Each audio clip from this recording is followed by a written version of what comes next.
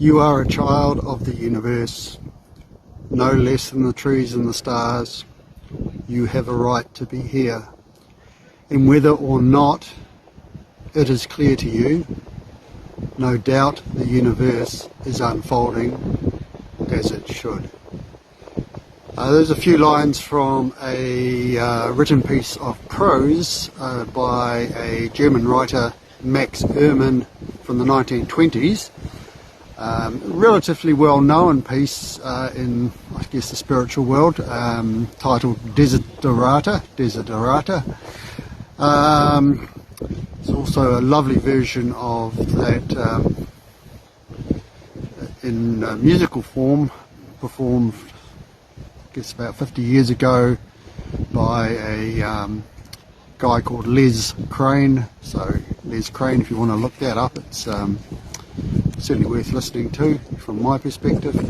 But the piece of prose itself, if you do go and have a look at that, is something that really encompasses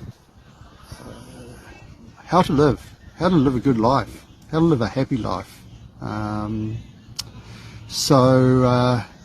go and check that out, Desiderata.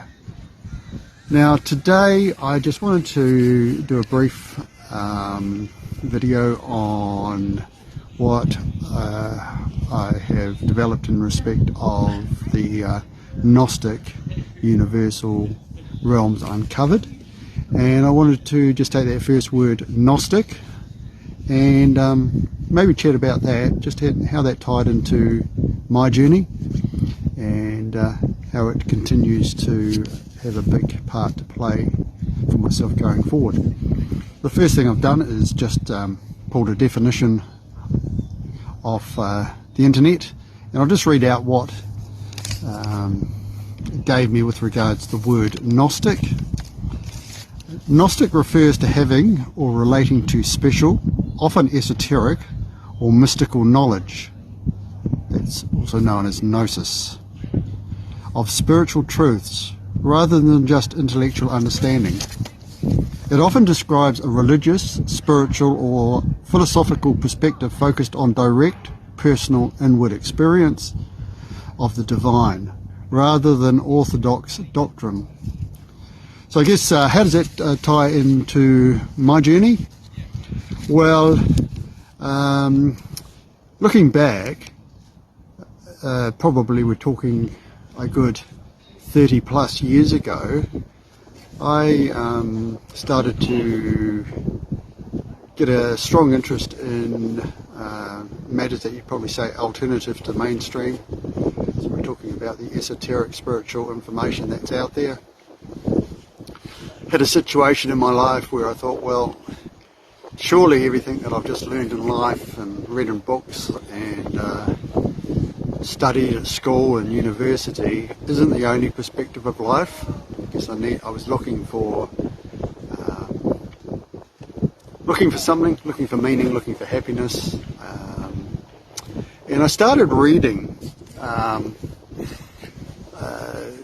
lot.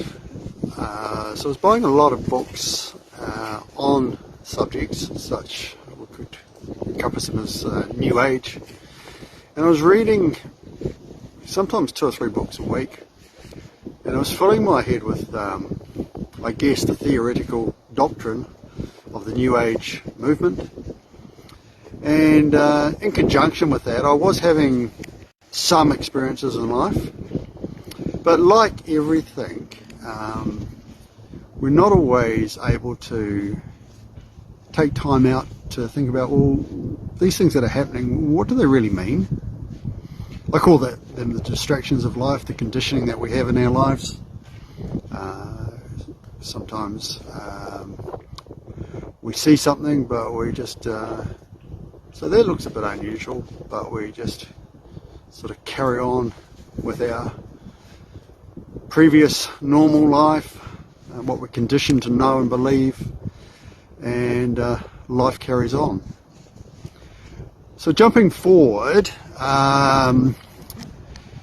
in 2016, some major triggers in my life, and early 2017 I had to make a conscious decision on whether I was going to continue the path that I was on, which effectively was the road to nowhere actually, or was I going to change course and try to improve things for myself.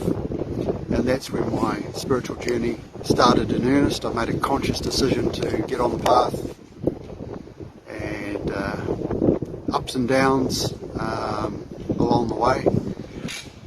But I found that as an outcome of being on the path and actually having a lot more free time to myself to look inward, to think about nature or be out in nature, focus on things that are of the spiritual ilk, that I was experiencing in my life actual events and experiences that just started to seem to reconfirm some of the things that I had been reading in my life, or the knowledge that I held.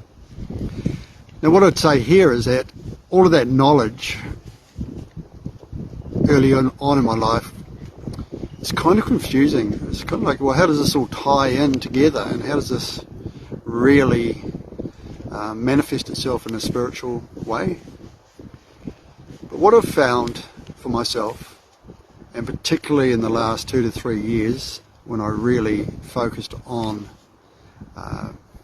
developing my spirituality, that I was having events and again confirming experiences in my life that proved to me beyond doubt that the spiritual realm exists. So getting back to the word Gnostic, we're talking about not the knowledge, we're talking about remembering and uncovering the knowledge through experience. It's the knowing. So the way I describe that is really what you don't know, you don't know. But once you know, you know. And the way that you know for certain that something is true is through the fact that you experience it. And you don't just experience superficially, you experience it deep, deep, deep within your being. So what I would say here is that I have been very fortunate to have gotten on the path that I'm on, and the journey that I'm on, and experienced events that confirm that everything, and I will say everything that I used to read about and hear about, and the spiritual depths that I studied or looked at and thought, well, is that all real? Is that all true? Or are they just sort of like, is it all just theory? I can guarantee 100% that it's all real. It's absolutely real. Now, if you wanted to know more about me, my journey, these things, you can go to my website, which is viviendolamahia.nz.com, www.viviendolamahia.nz.com. Again, the link is on Instagram. My story is on there, my story of my life and my spiritual journey to date has been written up by myself. I think you'll, if you are called to read it, you'll might be surprised what's in there, reconfirming the magic I've experienced in my life. And if you are called to look at it, that I'm really grateful that you have done that. Now, just before we go, just wanted to, it's all very good talking about these experiences and the theory, and yes, I've experienced these things in my life. I just wanted to show you something in a practical sense. For those of you who may have heard about pendulums, I got very interested a long time ago and did some study on them, and yeah, it all seemed to be true at the time, but you know, like anything, life went on, and I just didn't really concentrate on that particular subject. But recently I have gotten back into utilising the pendulum a little bit.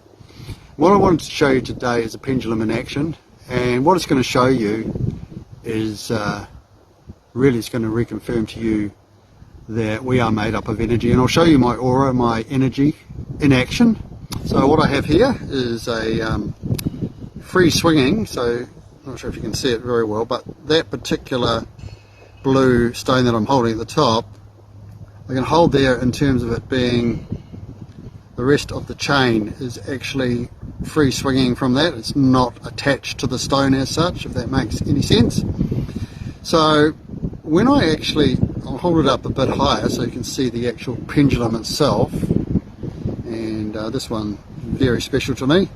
You can see the green and the yellow stones, which relating to the chakras there. We're talking about the green of the heart, which is probably most important within you, and the yellow, which is the solar plexus, which is the power center. What I'm going to show you, I'm going to hold that pendulum as a metal pendulum.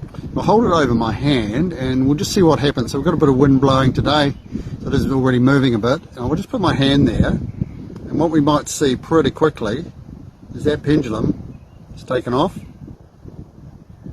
I'm not swinging it from above, although you can't see that.